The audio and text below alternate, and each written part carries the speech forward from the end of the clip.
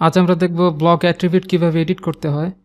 Block attribute edit করার জন্য আমাদের যে ব্লকের সঙ্গে অ্যাট্রিবিউট অ্যাড করা আছে, সাপোজ এই ব্লকটার সঙ্গে আমাদের অ্যাট্রিবিউট অ্যাড করা আছে, এখানে ডাবল ক্লিক করতে হবে।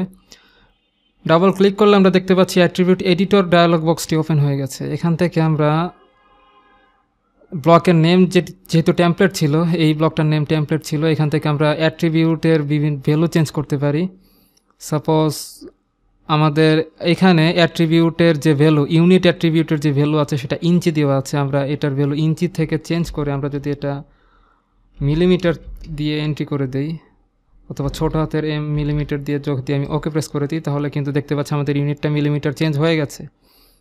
এছাড়া আমরা প্রজেক্ট টাইটেল এটা যদি চেঞ্জ করে প্রজেক্টের সিরিয়াল নাম্বার যদি চেঞ্জ করতে চাই, প্রজেক্টের নাম্বার, সেটা আমরা প্রজেক্ট নাম্বার যে এখানে সিরিয়াল নাম্বার যেখানে 4 আছে এটা আমরা চেঞ্জ করে 7 দিয়ে দিচ্ছি, তাহলে আমরা দেখতে পাচ্ছি আমাদের প্রজেক্টের সিরিয়াল নাম্বারও কিন্তু চেঞ্জ হয়ে গেছে। এবং কোম্পানি নেম যেখানে XYZ কোম্পানি আছে, এবং আমরা এখানে একটি প্রবলেম দেখতে পাচ্ছি যে চেকড বাই মিস্টার রহমান নামে যেই ব্যক্তির নামটা এখানে এন্ট্রি করা আছে, সেই অ্যাট্রিবিউটের পজিশনটা কিন্তু ঠিক জায়গা মতো হয়নি।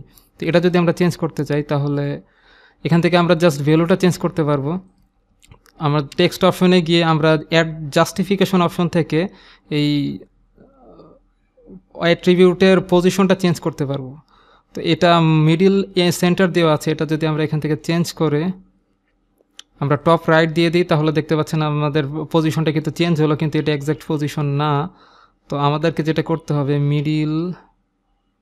এখান থেকে মিডিল লেফটে যদি দিই, তাহলে দেখতে পাচ্ছেন এক্স্যাক্ট পজিশনে চলে গেল।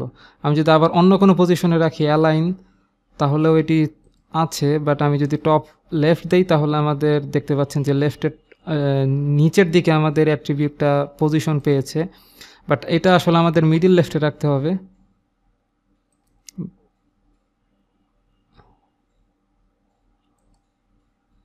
বাট মিডিল লেফটে রাখার পরেও যেহেতু আমাদের পজিশনটা ঠিক মনে হচ্ছে না, তো আমরা এখান থেকে লেফটে যদি রেখে দিই, তাহলে দেখতে পাচ্ছি এখন পজিশনটা ঠিকঠাক মতো আছে। তো এটা আমরা ওকে প্রেস করে দিচ্ছি। তো এভাবে আমরা কোনো একটি অবজেক্টের বা কোনো একটি অ্যাট্রিবিউটের এডিট করতে পারি। জাস্ট আমাদেরকে ডাবল ক্লিক করলে আমাদের অ্যাট্রিবিউট এডিটরটা ওপেন হবে। এখান থেকে আমরা প্রপার্টিস, এখান থেকে আমরা লেয়ার চেঞ্জ করতে পারি। এছাড়া লাইনের ওয়াইডটা আমরা চেঞ্জ করতে পারি, লাইনের থিকনেস, অ্যাট্রিবিউট, এগুলো আমরা এখান থেকে চেঞ্জ করে দেখতে পারি। ধন্যবাদ সবাইকে।